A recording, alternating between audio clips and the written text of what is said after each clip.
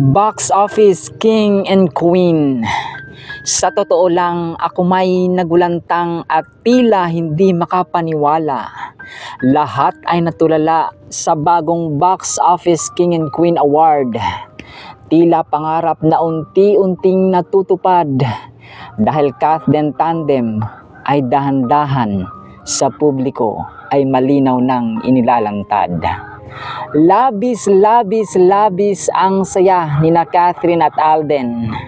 Siyempre kami mga fans, ligaya ay hindi matarok sa taas at lalim.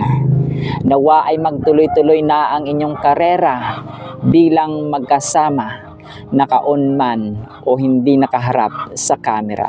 Magdiwang ang mga Kathleen fans mga sombreros kasi talagang pinagtatambal na sila. Tinanghal nga na Box Office King and Queen ang Kathleen, Catherine Bernardo and Alden Richards sa kalam mga sombreros. Ito po ay sakatapos lamang po sariwang-sariwa. Mainit-init pa sa Guillermo Mendoza Memorial Scholarship Foundation or GMMSF Incorporated mga sombreros. So ito po 5 taon po actually na nahinto, or after ng 5 taon saka po nagkaroon ulit ng Box Office Entertainment Awards, yung giving body na Guillermo Mendoza mga sombreros, kasi nga di ba parang naantala siya o naudlot siya for how many years. So yun na nga, no, tama ang yung narinig.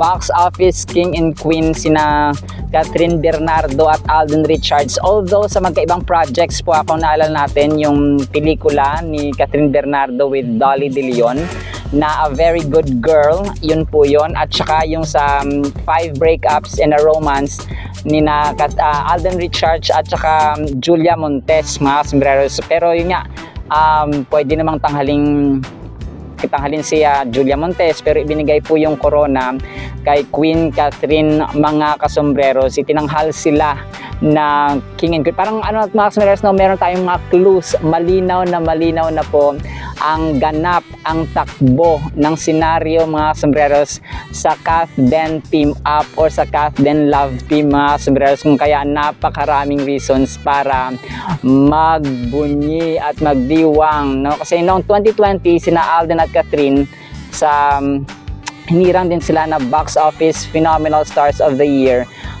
kasama yung syempre yung Hello Love Goodbye.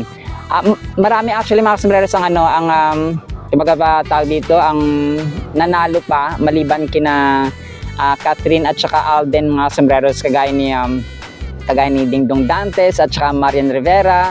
So tinanghal po sila ngayon na Box Office Phenomenal Star ng Star Cinema or Philippine Cinema si Dingdong Dantes, at hinirang bilang isang Film Actors of the Year. So kinilala si Dingdong para pa rin sa kanyang pagganap sa Rewind, yung blockbuster at saka box office number 1 po ngayon na box office mga sombreros, yung kanilang pelikulang Rewind ni Miss Marian Rivera Dantes.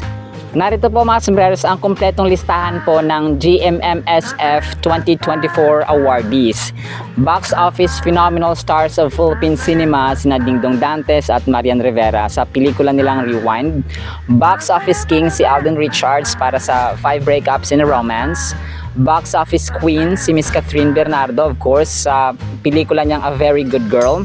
Film Actors of the Year, Dingdong Dantes, Piolo Pascual sa kanyang pelikulang Malyari. Film Actress of the Year, Miss Vilma Santos sa pelikula niyang When I Met You in Tokyo. Primetime TV Drama Actor of the Year si Sir Dennis Trillo para sa kanyang pagganap sa series na Maria Clara at Ibarra.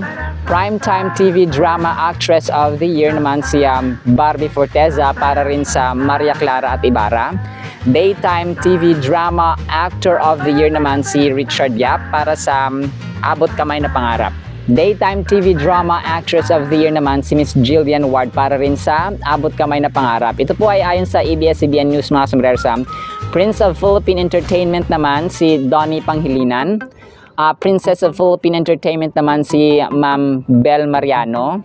Movie Supporting Actor of the Year si Enchong D para sa kanyang pagganap sa pelikulang Gamburza. Napakagaling din ito mga sombreros. Movie Supporting Actress of the Year si Alessandra De Rossi para sa pelikula na Firefly mga sombreros. TV Supporting Actor of the Year si Sir Tirso Cruz III para sa Maria Clara Endibara. TV Supporting Actress of the Year si Miss Pinky Amador para naman sa Abot Kamay na Pangarap. Sobrang galing din ito.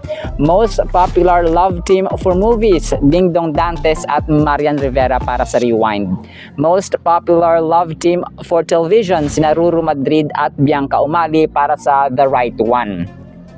Concert of the Year, Dear Heart, the concert series MOA Arena ni Ma'am Sharon Cuneta at Gabby Concepcion. Male Concert Performer of the Year naman si Bamboo.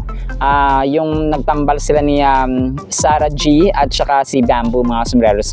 Female Concert Performer of the Year naman syempre si Popstar Sarah G mga sombreros. Male Recording Artist of the Year naman si Sir Darren Espanto para sa Bibitaw na Top Streamed.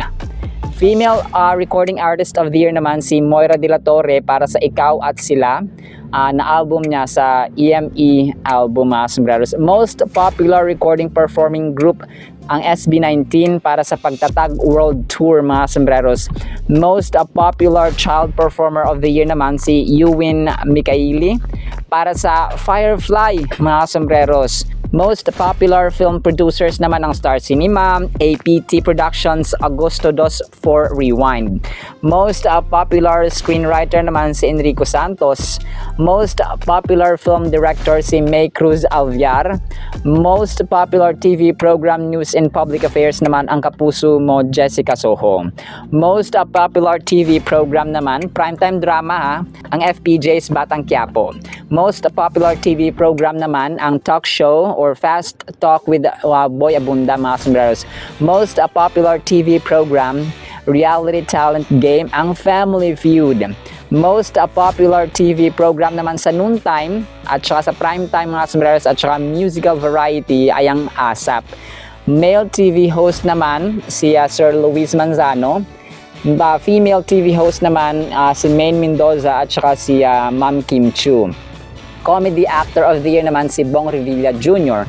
sa kanyang sitcom na Walang Matigas na Pulis sa Matinik na Misis.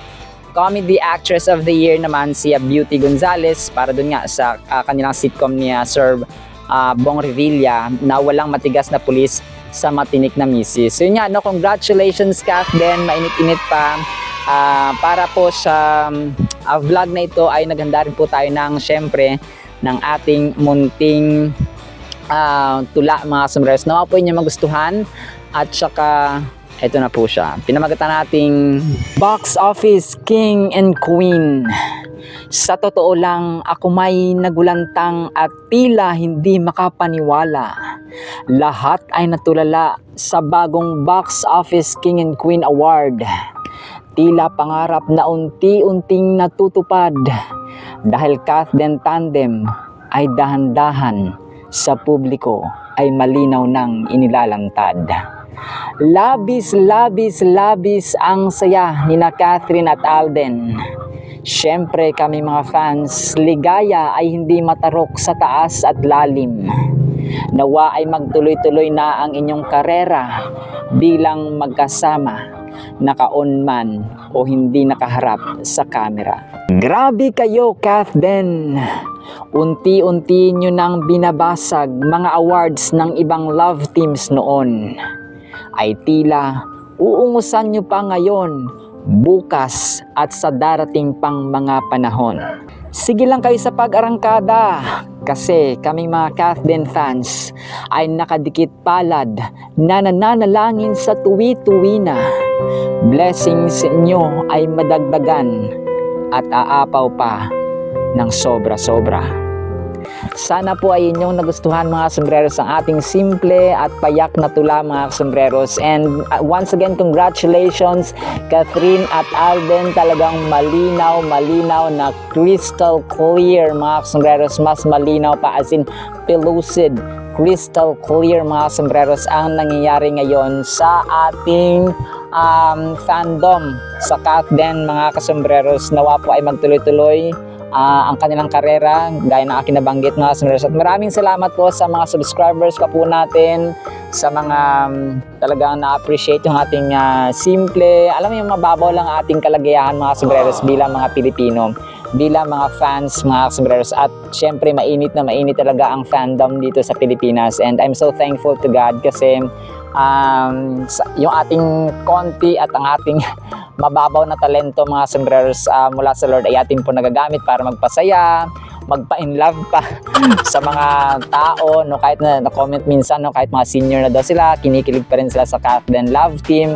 And ako natutuwa na, alam mo yun, iba yung tuwa, iba yung tawa, iba yung fun, iba yung saya mga sombreros kapag alam mong kahit na konti or kahit saglit lang sa buhay ng isang tao na hindi mo kilala, mga strangers sa YouTube, ay nababasa mo na nagbibigay saya ka, nagbibigay ka ng smile sa kanilang araw kasi baka yan lang yung good news, yan lang yung magandang pinanood niya that day.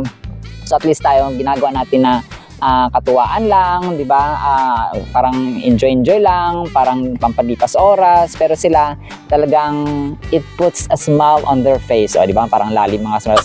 Pero po, God bless you po at sana po ay ang ating pamilya ay mapuno ng marami pang blessings, at saka syempre yung faith, hope, and love mga sombreros ay dapat maghari po hindi lamang sa labas ng tahanan kundi lalong-lalo na po sa ating kaloob-looban ng ating puso at isipan mga sombreros, kasi hindi sa lahat ng panahon meron tayong blessings na dumadating. That is why we learn to appreciate even small things, even yung mga small activities, small inputs, small contents natin mga sombreros na nagbibigay tayo ng kasiyahan sa iba. I also appreciate positive and negative comments mga sombreros, pero syempre doon tayo sa positive sana, sa kind words, sa appreciations. Sa mga nega naman, God bless din naman mga sombreros, kasi wala tayong kumbaga pa, whether good or bad, we bless every person, every comment ay nagmamatter po sa akin at mahalaga.